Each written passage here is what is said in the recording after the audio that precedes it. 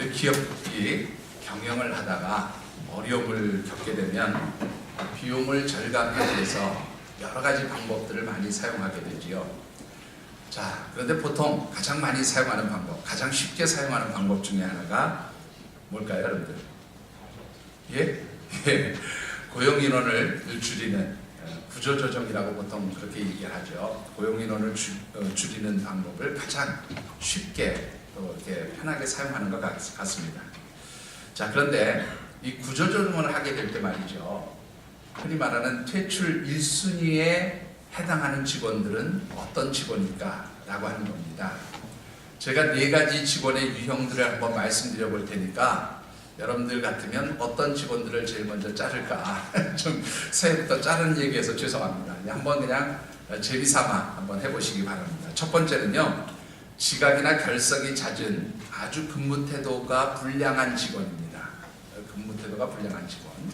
두 번째, 업무 능력이 부족해서 기업의 어떤 이익이나 경영상의 한치의 도움도 되지 못하는 무능력한 직원. 세 번째입니다.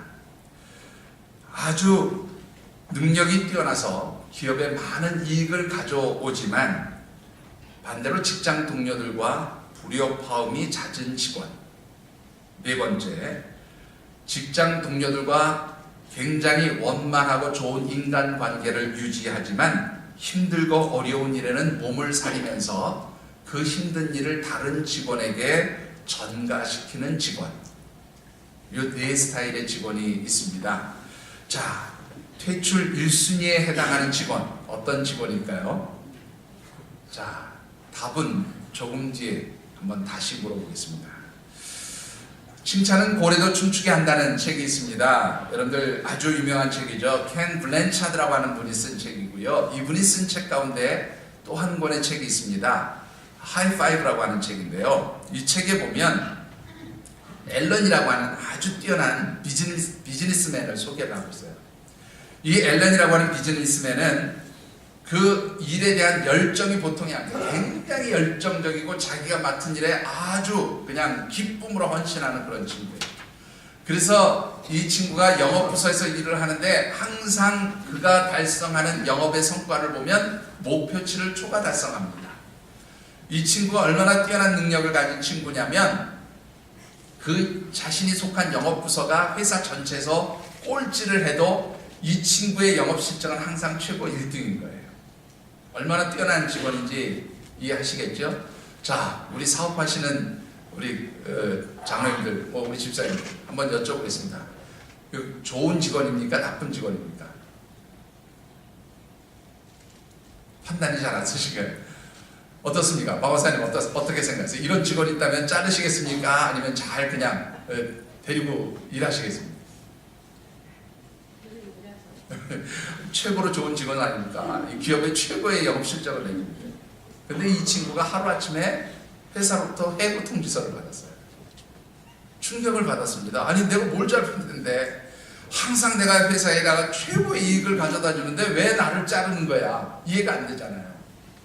그런데 우리나라가 좀 기업 문화가 다르게 이 해고가 좀 자유스러운 미국 사회에서 잘리고 나니까 어쨌든 쉬는 시간을 가지게 되었다고 생각하고 이제 그동안 아이들의 학교를 잘 다녀보지 못했다는 생각을 하면서 자기 아들이 그 하키 선수였다고 해요. 아이스하키 선수였는데 아들이 그 대회를 나가는 경기를 참관하러 가게 되었답니다. 근데 이 아들이 속해 있는 그 학교의 아이스하키 팀이 아주 그 잘하는 팀 중에 하나인데 특히 이 팀에는 제드라고 하는 아주 뛰어난 능력을 가진 아주 좋은 선수가 있었다고 그래요. 근데 이 제드라고 하는 선수가 얼마나 골을 잘 넣는지 이제 이 경기를 나가면 모든 선수들이 공을 잡았을 때 이 아이스하키 그 퍽이라 그러나요? 그거를 잡으면 이 공에 해당하는 퍽을 다 누구에게 주느냐면 제드에게 밀어준다는 거예요. 그럼 이제 제드가 슛을 보통 때리는데 문제는 뭐냐면 아주 결정적인 찬스를 잡은 다른 선수들도 거기에서 그냥 자기가 슛을 때리는 게 아니고 항상 누구에게 줘요? 제드에게 준단 말이에요. 그러다 보니까 실제적으로 이 하키팀이 굉장히 잘하는 능력을 가지고 있음에도 불구하고 경기만 나가면 항상 패배를 하는 거예요. 이 앨런이라고 하는 비즈니스맨이 자기 아들이 속한 그 아이스하키 팀이 하는 경기를 몇 차례 지켜보면서 이 아들의 팀에 문제가 있다는 것을 발견하게 됐어요. 그것은 바로 뭐냐면 이 제드라고 하는 아주 뛰어난 선수가 있지만 이 제드 하나 때문에 뭐가 깨지냐면 팀워크가 깨진다는 걸 발견하게 된 거예요. 그런데 그것을 발견하는 순간 자기가 왜 잘렸는지 이해가 되더라고요. 왜 잘렸어요? 뛰어난 거예요. 능력도 있어요. 그런데 뭐를 깨뜨리는가 하면 자기가 그 회사의 모든 직원들의 팀워크를 깨뜨리는 그런 요소가 되었다는 것을 뒤늦게 깨달은 겁니다. 그래서 이제 다른 학부모들과 또 코치를 불러서 자기가 깨달은 것을 알려주고 협의를 해서 일단 이 제이드라고 하는 선수를 경기에서 뺐대요. 그리고 그 전까지는 선수를 평가할 때 누가 몇 골을 많이 넣었느냐, 골 많이 넣은 걸 가지고 평가를 했다면 이제는 누가 패스를 많이 해주느냐, 누가 골을 넣을 수 있도록 결정적인 어시스트를 해주느냐, 이것을 가지고 선수들을 평가하기 시작했는데 얼마 되지 않아서 완전히 팀워크가 살아나고 그래서 결국은 대회 나가서 우승까지 하는 그런 일들이 생겼다고 하는 겁니다. 자, 여러분들은 어떻습니까? 이제 다시 여러분들에게 앞서 드렸던 질문을 드리겠습니다. 네 가지 스타일의 직원들이 있습니다. 출석과 결석이 잦은 근무불량의 직원, 근무불량 태도가 불량한 직원, 근무 태도가 불량한 직원. 두 번째는 아주 무능력해서 회사에 아무런 도움도 안 되는 직원. 세 번째는 최고의 영업 성과를 내지만 직원들과 늘 불화한 직원. 네 번째는 직원들과 원만한 관계를 유지하면서 힘든 일은 다 쏙쏙 빠져나가고 다른 사람에게 전가하는 직원. 정답은 몇 번일까요?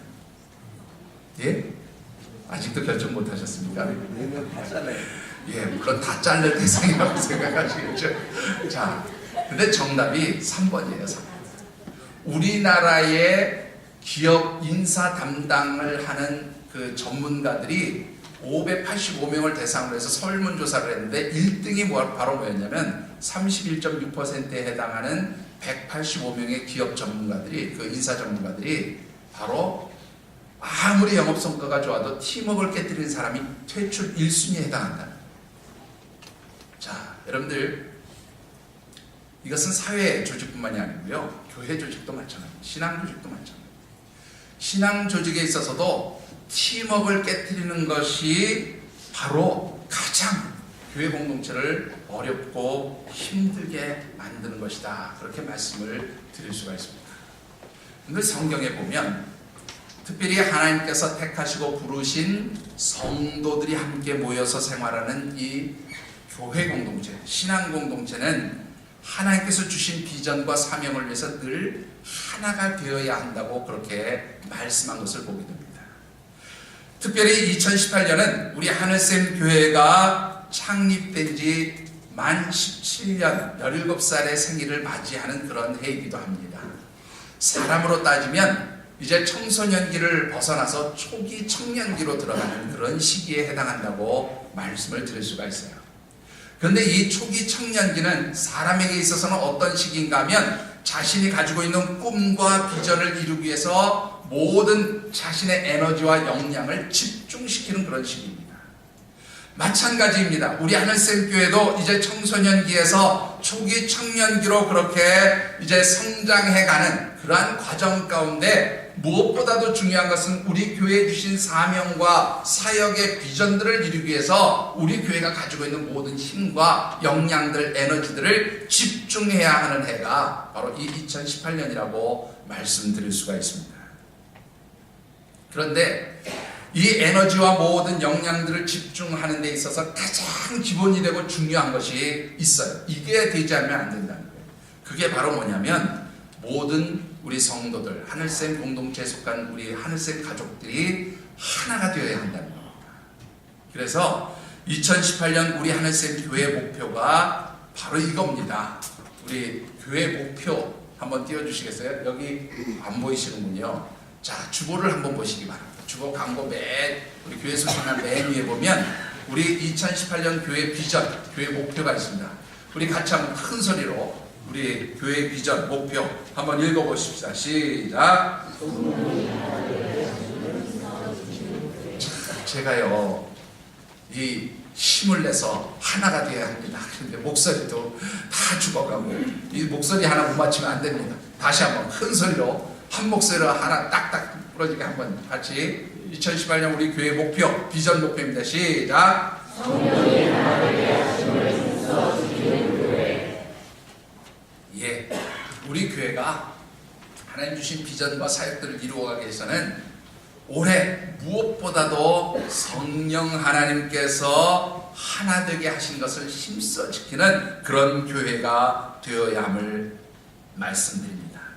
그리고 특별히 올해 교회의 목표인 이 하나됨을 이루기 위해서 우리 하늘샘 교회가 어떤 영적 공동체, 어떤 신앙의 공동체가 되어야 하는가를 이 1월 달에 여러분들과 함께 묵상해 보려고 합니다. 그래서 이 1월에 우리가 함께 묵상하는 말씀의 주제는 바로 부르심에 합당한 공동체가 되어야 합니다. 이겁니다. 같이 한번 읽어보실까요? 시작. 부르심에 합당한 공동체가 되어야 합니다. 한 번 더, 한 목소리로 크게 시작. 부르심에 합당한 공동체가 되어야 합니다. 자, 우리 교회가 하나가 되기 위해서는 하나님이 우리를 부르신 목적에 합당한 교회 공동체가 되어야 함을 말씀드리고요. 자, 그렇다면 부르심에 합당한 공동체가 되기 위해서 제일 먼저 생각해 보아야 할 것이 뭐냐면 하나님 왜 우리를 부르셨냐.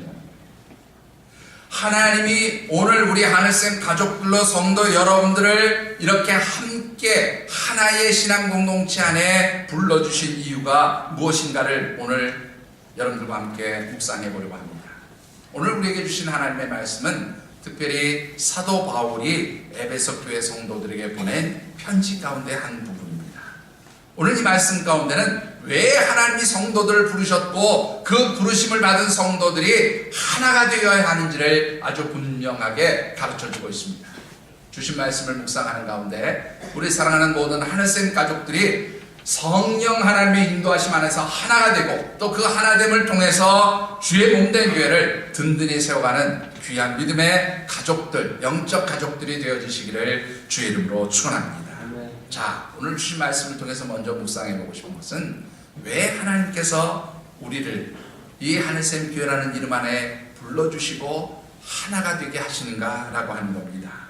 결론부터 말씀을 드리면 하나님께서 우리를 부르신 그 가장 중요한 목적은 하나님을 알지 못하는 영혼들을 구원하기 위해서 우리를 불러주셨다는 거예요. 이 일을 위해서 하나님 우리가 하나 되기를 원하신다는 겁니다. 오늘 주신 말씀 가운데 3절과 4절의 말씀을 우리 같이 한번 받들어 읽어보겠습니다. 3절과 4절입니다.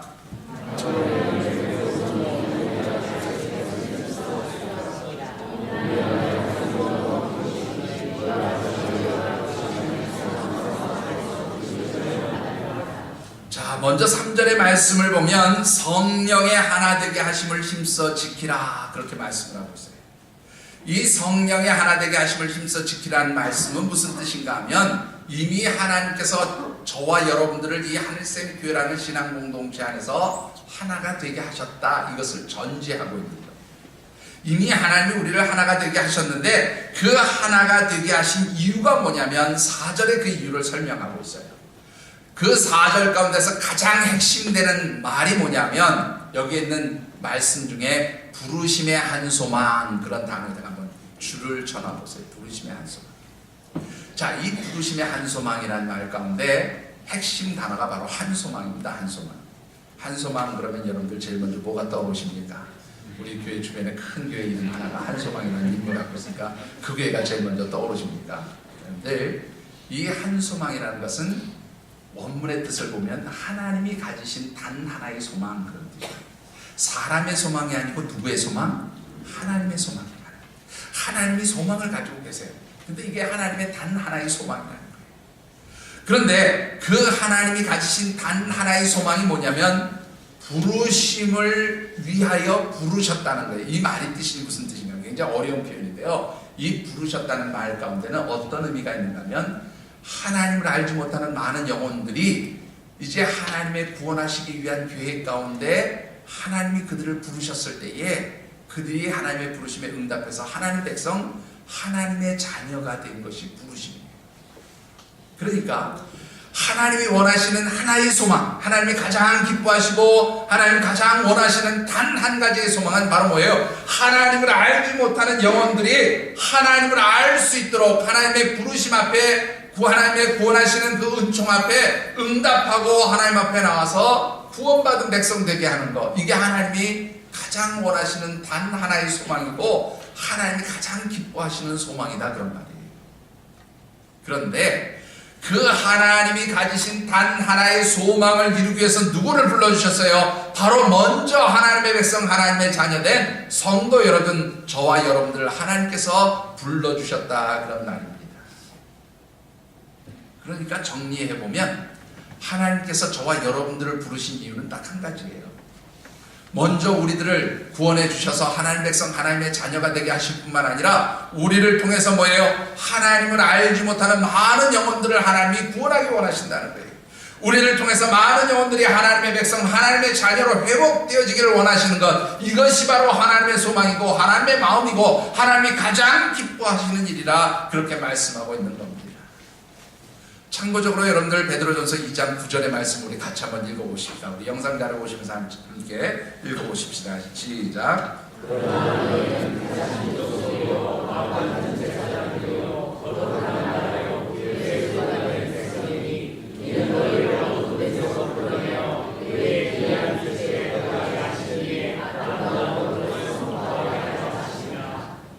여러분들 너무나 잘 아시는 말씀이고 다들 좋아하시는 말씀 가운데 하나입니다. 그런데 이 말씀을 보면 하나님의 부르심과 택하심을 받은 성도들이 어떤 신분의 사람들이 되었는지를 아주 잘 설명합니다. 왕같은 족속, 또한 택하신 족속, 왕같은 제사장, 그리고 거룩한 나라, 그의 소유가 된 하나님의 백성이 되었다고 말씀하고 있어요. 자, 그런데 이렇게 택하시고 부르신 단 하나의 이유가 뭔지 아십니까? 여러분들, 그 모든 사람들이 어두움 가운데 있을 때 하나님이 이 택하신 백성들을 통해서 어떻게 해요? 그 어두움 가운데 있는 사람들을 하나님의 빛 가운데 들어갈 수 있도록 하나님 주신 아름다운 덕, 곧 구원의 복음을 전파하게 하려고 우리를 바로 먼저 그렇게 어두움 가운데서 불러주셨다. 그러니까 오늘 하나님께서 저와 여러분들을 불러주신 이유는 딱 한 가지입니다.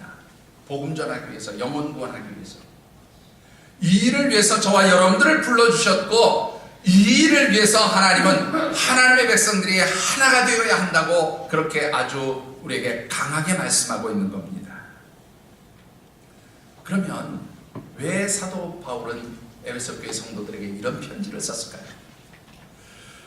여러분들, 이 사도 바울이 활동하던 시대에 에베소 교회를 비롯한 소아시아의 여러 지역들 교회에는 보통 두 부류의 성도들이 함께 모여서 신앙생활을 하고 있었어요. 한 부류의 성도들은 어떤 사람들인가 하면 원래 이스라엘 백성으로 유대 땅에서 살다가 이 로마의 핍박, 또 여러 가지 그 나라의 어렵고 힘든 환경 때문에 디아스포라, 이민을 떠난 사람들이 생겼어요. 여러분들, 우리나라도 왜 그 일제치하에서 막 고통당할 때 사람들이 조국을 떠나서 저 만주니 북간도니 뭐 여러 곳에 떠나가서 살았던 것처럼, 이렇게 유대인들 가운데서도 다른 지역으로 이민을 가서 살다가 이제 그곳에서 우연치 않게 예수 그리스도의 복음을 접하게 되고, 그래서 예수 믿는 그런 유대교 출신의 예수 믿는 성도들이 있었어요. 자, 그런가 하면 원래 유대인은 아니고요, 그 유대인들이 생각할 때는 이방인이라고 생각했던 그 지역들, 이 유대인들이 이민 가서 살고 있는 그 지역의 원토백이들이 복음을 받아들여서 예수를 믿기 시작해서 이방인들로서 예수 믿는 사람들이 있었단 말이에요.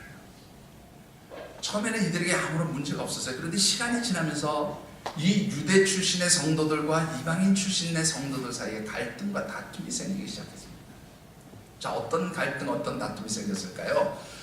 유대인들은 어떤 사람들이었는가 하면 잘 아시지만 원래 구약의 율법적 배경을 가지고 신앙생활을 하던 사람들이에요.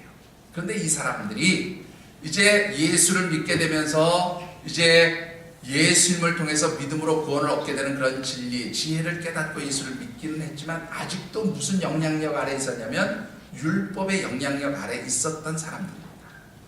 그런데 이런 사람들이 생각할 때에 이방인 출신들의 성도들은 온전하게 구원을 받은 사람들이 아니라고 생각을 했어요. 이유는 딱 한 가지입니다. 너희들은 뭐를 안 받았냐면, 구약시대는 하나님의 백성된 표시가 뭐냐면 할례를 받는 거잖아요. 근데 이방인들은 할례를 안 받았거든요. 그러니까 니네들은 할례 안 받았으니까 아직 온전한 하나님 백성 아니야. 온전하게 구원받은 사람들이 아니야. 그러니까 너희들은 우리하고 좀 차별돼 있어. 달라. 우리는 너희들하고 좀 다른 특별한 사람들이야. 이렇게 이방인 출신들의 성도들을 무시하는 일이 생겼어요. 그러다 보니까 이방인들이 생각할 때는, 아니 무슨 예수를 믿고 구원받는 일에 온전한 구원이 있고 온전하지 않은 구원이 있느냐, 갈등이 생길 수밖에 없죠. 실제적으로 예수님께서 이 땅에 오셔서 이제 모든 율법을 폐하시고 믿음으로써 구원을 얻는 온전한 복음의 진리를 선포해 주셨기 때문에 더 이상 할례를 받았느냐 안 받았느냐 이것은 중요한 일이 아니었어요. 그럼에도 불구하고 이 유대 출신의 성도들이 이방인들을 보면서 니네들 할례 안 받았으니까 온전히 구원받지 못한 사람들이라고 그렇게 비난하고 비방을 하니까 이게 누구에게 상처가 되겠어요? 이방인 출신들의 성도들은 상처가 되고 아픔이 되는 거예요. 그러면서 갈등이 생기기 시작했습니다.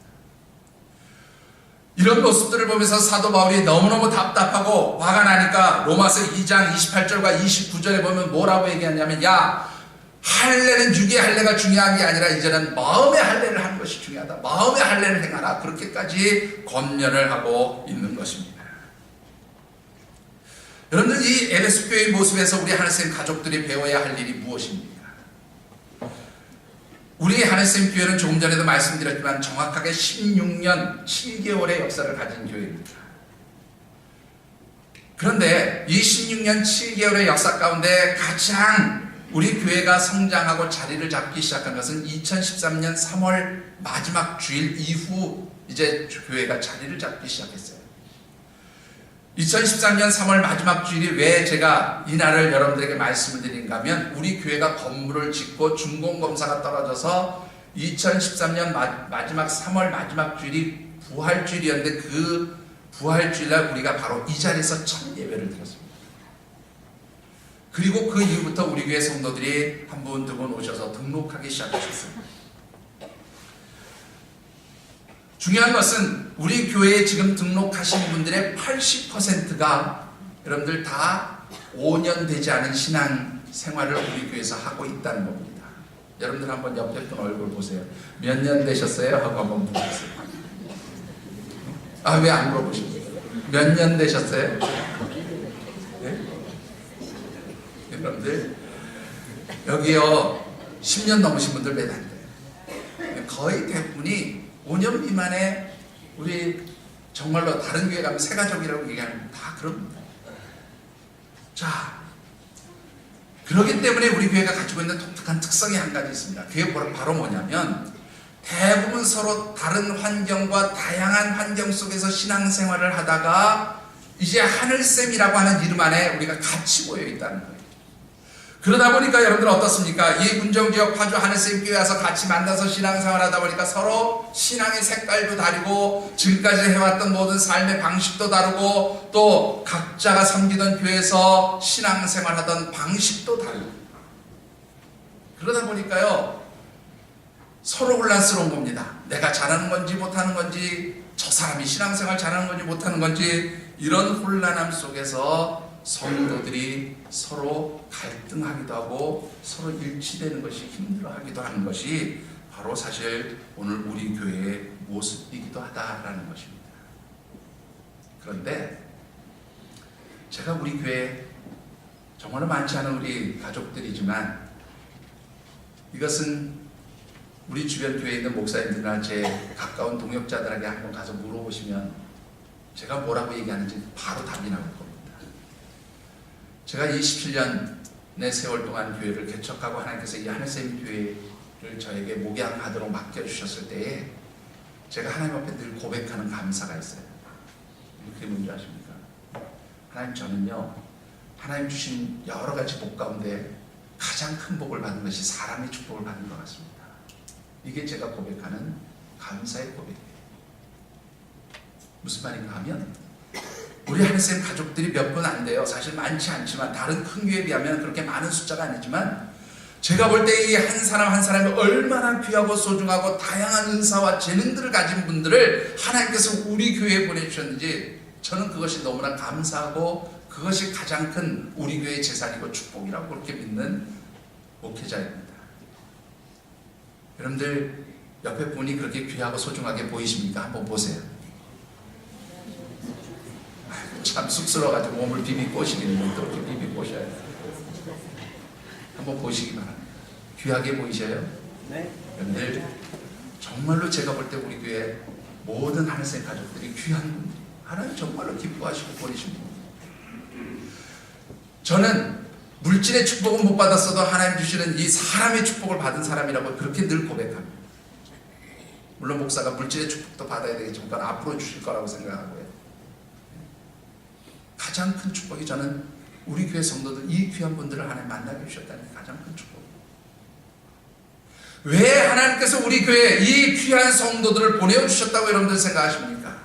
여러분들 오늘 에베소 4장 11절과 12절의 말씀 우리 같이 한번 읽어보십시다. 우리 영상 자료 보시면서 한 목소리로 같이 읽어보십시다. 시작.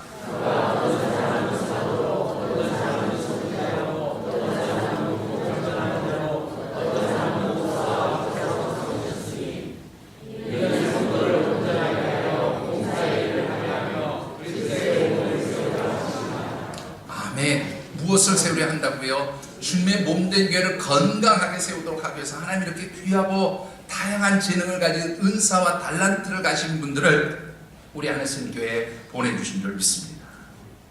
중요한 것은 이 다양한 재능과 은사를 가진 하나님의 백성들이 주의 몸된 교회를 든든히 세우고 그래서 하나님 우리에게 맡겨주신 영원권의 사명, 복음 증거의 사명을 감당하기 위해서는 우리 모두가 주님 안에서 하나가 되어야 하는 줄 믿습니다. 그러기 위해서는 여러분들 우리에게 꼭 필요한 게 있어요. 서로 다르다는 것을 인정하셔야 돼요. 서로 신앙의 색깔과 지금까지 살아왔던 삶의 방식들이 다르다는 것을 인정하셔야 돼요. 여러분들 부부도요, 결혼하면 몇 년을 싸워요? 몇 년을 싸웁니까? 예? 몇 년 싸우셨어요? 성김사님 지금도 싸우세요?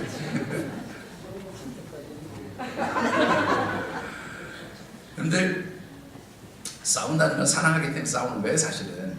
네. 제가 저희 아버님 어머님을 보면 지금도 노인네 두 분이서 이렇게 다투셔야 잘. 제가 그랬습니다. 한번 아직도 그렇게 사랑의 열정이 남으셔서 다투시느냐고.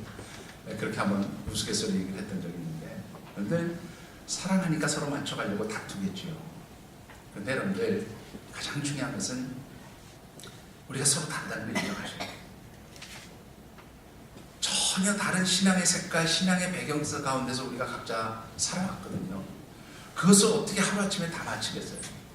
여러분들 제가요, 우리 교회 건축분 나와서 들은 얘기 중에 수많은 이야기 중에 한두 많은 방식도 달라서 갈등이 된다는 얘기도 들었고요. 뭣도 달라서 그러고 뭣도 달라서 얼마나 많은 컴플레인이 있었는지 몰라요. 근데 그거를 다 맞춰서 이 사람 말에 듣고 이 여기에 맞추고 이 사람 말에 듣고 여기에 맞추고 그러려면 아마 우리 교회가 벌써 한 12조각, 20조각은 났을 겁니다. 시간이 필요하고 그것을 하나하나 하나 되게 만들어가는 과정들이 필요해요. 여러분들이 그 서로 다름과 서로 귀한 것을 인정하시고 서로를 이해하고 받아들여주는 그런 귀한 시간들을 가지시게 되기를 주님으로 축원합니다.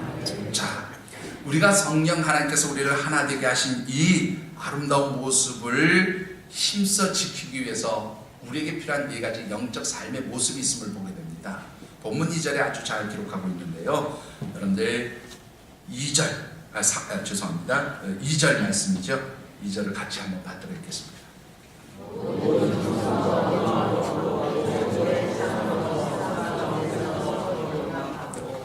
겸손과 온유와 그리고 무엇입니까? 오래 참음과 사랑으로 서로 용납하는 것이다. 그렇게 말씀합니다.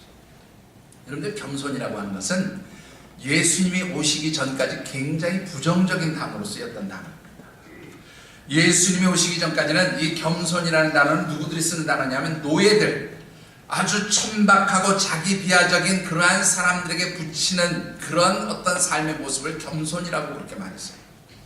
근데 예수님이 오셔서 나는 마음이 온유하고 겸손하니 그렇게 말씀하시고 나서 이 겸손의 개념 자체가 바뀌었어요. 그것은 무엇입니까? 철저하게 나 자신을 낮추고 나 대신에 내 이웃과 내 주변에 있는 사람들 그리고 남을 섬기고 높여주는 것, 그것이 바로 겸손이고 그것이 바로 하나님이 기뻐하시는 희생의 삶이라고 그렇게 가르쳐 주셨어요. 뿐만 아니라 온유함이라고 하는 것은 무엇을 의미합니까? 여러 가지 의미가 있지만 본문에서 사용하고 있는 것은 뭐냐면 하나님 말씀에 순종하면서 이웃에게 대하여 친절하고 관대한 태도를 갖는 것을 온유함이라고 그렇게 설명하고 있습니다. 오래 참음은 성경에서 보통 두 가지로 씁니다. 하나는 뭐냐면 고통당할 때, 힘들고 어려운 일을 당할 때에 그것을 잘 감당하고 견뎌내는 것을 오래 참음, 인내라는 말로 표현합니다. 이 에베소라는 인내 뜻이 인내라는 뜻이에요. 네. 그런데 여러분들 이 인내라고 하는 말과 함께 또 오래 참음이라는 단어가 어떤 때 사용을 하고 있는가 하면 누가 나한테 해코지를 했어요. 안 좋은 일을 저질렀어요. 나를 해를 끼쳤어요. 근데 해를 끼친 사람에게 내가 복수하지 않고 그냥 참는 거, 이거를 오래 참음이라고 그렇게 표현하기도 합니다. 근데 성경에서 고통 가운데 오래 견디는 오래 참음과 누가 나한테 해코지를 했는데 내가 복수하지 않고 그것을 잘 참아내는 것과 두 가지가 다 사용되어 있는데 어느 것이 더 많이 사용되고 있냐면 후자가 더 많이 사용되고 있습니다. 누가 나를 해치고 괴롭히고 힘들게 했음에도 불구하고 내가 그것을 그냥 묵묵히 감당하는 것, 이게 바로 오래 참음이에요. 이런 것을 더 많이 성경에서 강조하고 있다고 말합니다. 사랑으로 용납한다는 것은 말 그대로 용서하고 그대로 받아들여주는 것이에요. 자, 그렇게 될 때 이 네 가지의 삶의 태도가 있을 때에 뭐가 가능하다는 게 하나 되게 하심, 우리 모든 가족들이 성령 안에서 하나가 될 수 있다 그런 말입니다. 자, 그런데 이 네 가지 중에서도 가장 중요한 게 뭐냐면 겸손이에요. 겸손. 가장 중요한 게 겸손. 그런데 이 겸손이라고 하는 말은요, 우리 주님의 가장 기본적인 성품이에요. 그래서 하나님 그것을 굉장히 중요하게 여겼어요. 계시록 2장에 보면 2절부터 5절까지의 말씀을 보면 이 에베소 교회가요 굉장히 하나님께 칭찬을 많이 받은 교회입니다. 제가 조금 전에도 말씀드렸지만 이 에베소 교회는요 사도 바울이 2차 전도 여행 때 개척을 하고요 3차 전도 여행 때 양육을 한 교회입니다. 사도행전 18장에 보면 사도 바울이 2차 전도 여행 때 에베소 교회를 개척한 내용이 기록되어 있고 그 다음 19장에 보면 사도 바울이 에베소에 3년 동안 머물면서 그 중에서도 특별히 2년 동안은 에베소 두란노 소원에서 하나님의 말씀으로 제자들을 양육하고 이 양육되어진 제자들이 파송되어서 소아시아에 여러 교회들을 세웠던 것을 기록하는 것을 보게 됩니다. 장수로는 한 장인데 그 차이는 바울의 2차 전도여행과 3차 전도여행의 시간적 차이가 그 한 장 사이에 기록되어 있어요. 자, 그런데 이 에베소 교회가 그렇게 잘 성장하고 사도 바울의 그 양육을 받아서 성장하고 나서 사도 바울이 순교하고 죽은 뒤에는 누가 이 에베소 교회에 와서 담임을 하고 이 에베소 교회를 양육을 했는가 하면 여러분들 잘 아시는 사도 요한, 예수님께 어머니를 부탁받았던 그 사도 요한이 에베소 교회의 감독으로서 그 지역 일대 모든 교회를 다스리고 영적으로 돌보면서 이 에베소 교회의 목회자로 섬기고 있었어요. 그러니까 이 에베소 교회는 가장 아주 중요한 둘 사도가 에베소 교회를 성장시킨 그런 아주 특별한 교회였습니다. 그래서 이 에베소 교회는 계시록 2장의 말씀을 보면 하나님께 참 많은 칭찬을 받았어요. 어떤 칭찬을 받습니까? 열심히 봉사하는 것 칭찬받았고요, 열심히 수고하는 것 칭찬받았고요, 또 인내하고 부지런하고 의롭게 살고 이런 모든 것들에 대해서 하나님이 얼마나 칭찬하시는지 몰라요. 근데 이 에베소 교회가 단 한 가지 때문에 책망을 받았습니다.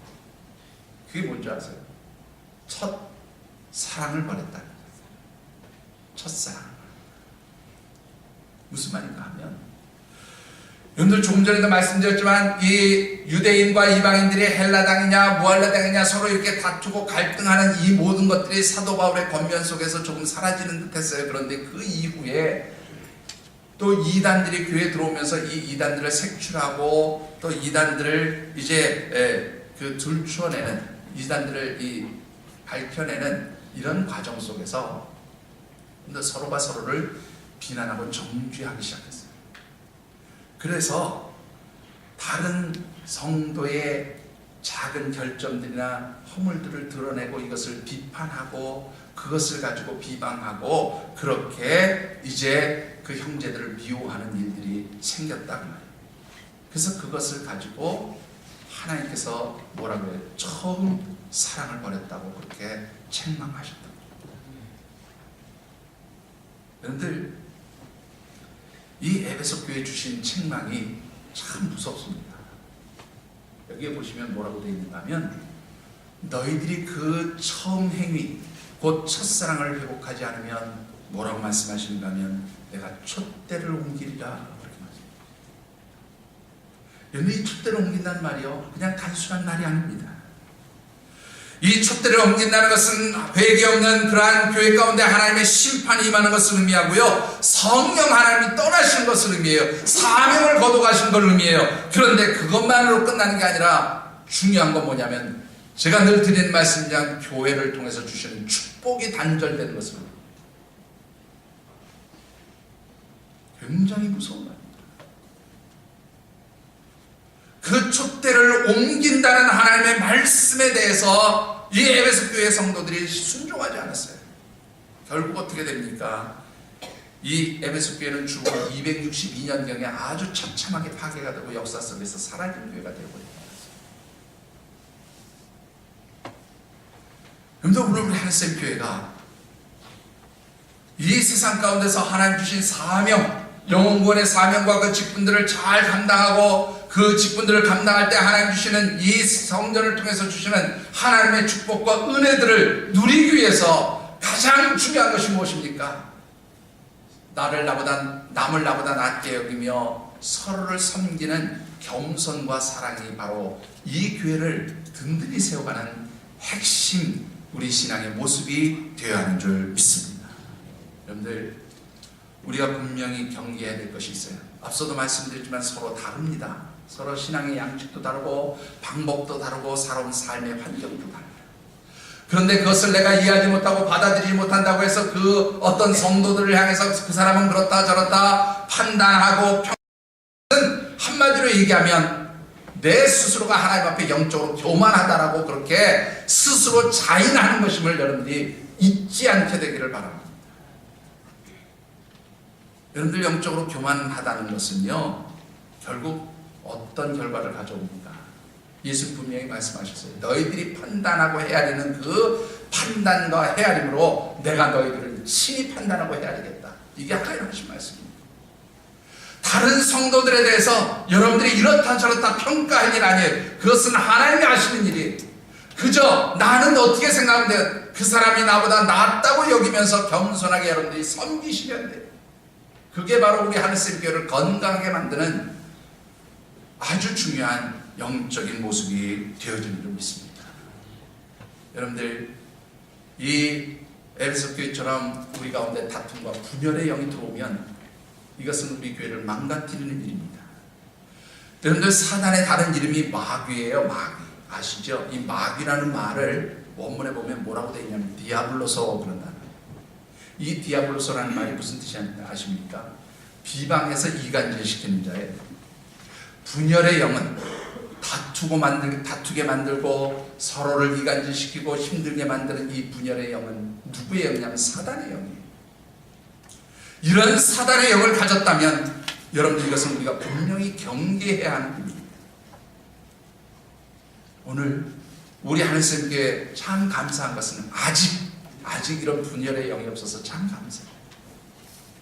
앞으로도 우리 하늘샘 교회 모든 성도들은 분열과 다툼의 영이 우리 공동체 안에 들어오지 못하도록 영적으로 늘 깨어있는 성도들이 되어주시기를 주의 이름으로 축원합니다. 뿐만 아니라 이를 위해서 우리가 해야 될 일이 딱 한 가지, 겸손한 거예요. 다 나보다 뛰어난 분들이고 나보다 귀한 분들이고 나보다 아름다운 분들이다. 여러분들 그렇게 여기시게 되기를 주의 이름으로 축원합니다. 그래서 여러분들 다시 한번 얼굴 보세요. 옆에 분 얼굴 이렇게 얘기하십시다. 성도님도 하나님께서 사랑하는 사람입니다. 참, 이게 또 하라니까 그냥 몸을 비비고고 어색하고 부끄러워서 소리도 제대로 못 내네. 다시 큰 소리로 성도님도 하나님께서 사랑하시는 분입니다. 인정하십니까? 예. 여러분 한 사람 한 사람 하나님 너무나 귀하게 여기세요. 너무나 소중하고 너무나 아름답게 여기세요. 여러분들 이 귀하고 아름답고 소중하게 여기시는 하나님이 그렇게 여기시는 성도 한 사람 한 사람을 여러분들 각자가 서로 귀하게 여기시고 섬기시고 세워주시게 되기를 주의 이름으로 축원합니다. 이를 위해서 가장 중요한 게 한 가지 있어요. 이게 우리 힘으로 안 돼요. 하나님 여기다 한 가지를 더 해주시오. 그게 바로 3절에 있는 말씀입니다. 3절을 같이 받도록 하겠습니다.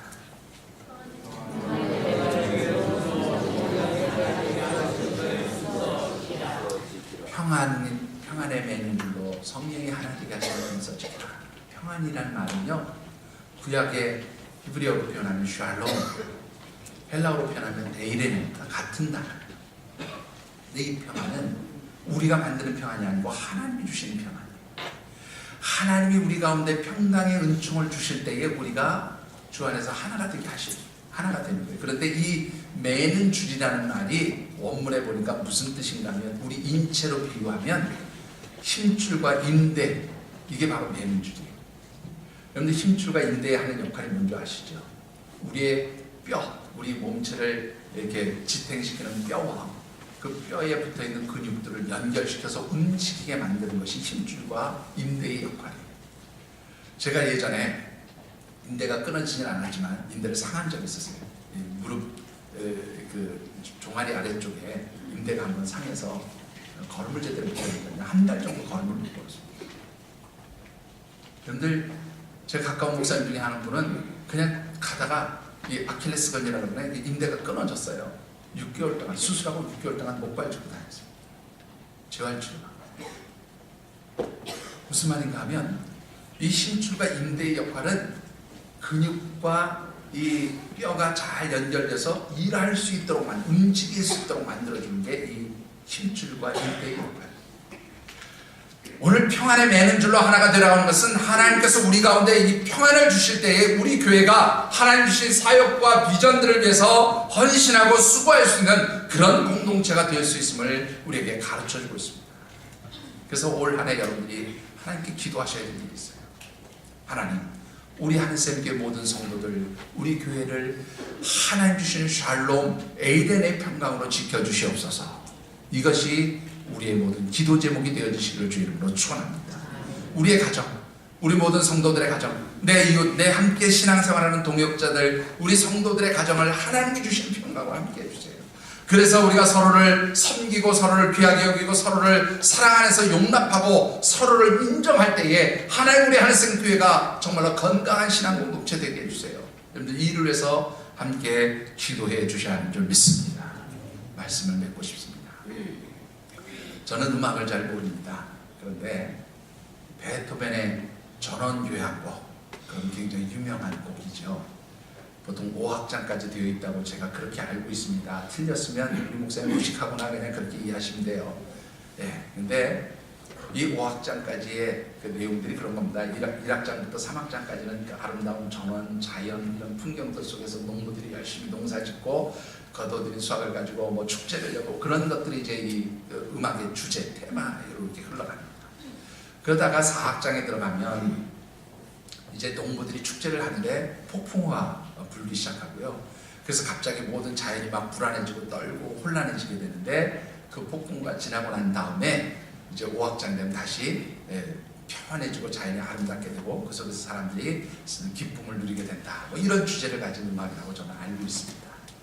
근데 재미있는 것은 이 교향곡을 연주할 때 여러분들 아시는 대로 수많은 그런 그 오케스트라의 악기들이 쫙 동원이 돼서 연주를 하잖아요. 근데 3악장까지 아무것도 하지 않고 가만히 서 있는 악기가 있어요. 혹시 뭔지 아십니까? 예? 예, 우리 신집사님 아시는 거예요. 예, 팀판입니다. 팀판. 이 팀판은요 1악장부터 3악장까지 있을 때 가만히 서 있어요. 아무 소리도 못 내고 서 있어요. 4악장 가서 팀판이가 소리를 내요. 근데 이 팀판이가 무슨 소리를 내는 줄 아십니까? 바로 그 4악장에서 그 소리로 표현되어지는 폭풍우가 부는 것을 팀파니로 나타내요. 그런데 이 팀파니가 3악장까지 아무 일 안 하고 기다리고 있었다고 4악장에 와가지고 에라 모르겠다 나도 폭풍우니까 신나게 두들겨 보자 그러고 한번 소리를 냈다고 가정해 보십시다. 절대로 아름다운 음악이 만들어질 수 없고 깨뜨려 버리지 그런 음악이 되어질 겁니다. 여러분, 우리 각 사람 하나님 주신 달란트와 은사에 따라서 말할 때가 있고 또 잠시 쉴 때가 있고 또 내가 헌신할 때가 있고 또 잠시 다른 사람이 헌신해서 앞장서 나갈 때가 있어요. 그때에 나는 묵묵히 어떻게 해요? 뒤에서 앞장서 나가는 사람을 도와주고 격려해주고 밀어줘야 합니다. 또 내가 앞장서서 나갈 때 나는 내 모습과 직분에 맞게끔 오버하지 않고 더 앞서지 않고 내 믿음의 분량만큼 헌신하고 수고하는 거예요. 그리고 거기에다가 서로를 축복하시고 격려하시고 그 앞서서 나가는 사람이 잘할 수 있도록 도와주는 거예요. 이게 아름다운 교양으로 아름다운 음악을 만들어내는 겁니다. 이런 교회가 될 때 하나님께서 기뻐하시는 정말로 비전들을 이뤄가는 축복의 공동체가 되어질 줄 믿습니다. 이를 위해서 우리 함께 기도하시고 또 이를 위해서 함께 섬기시고 무엇보다도 나보다 남을 낮게 여기시고 평가하기보다는 섬기는, 비난하기보다는 격려하고 축복해주고 인정하는 그런 우리 하나님 가족들이 되어주시기를 주의 이름으로 축원합니다.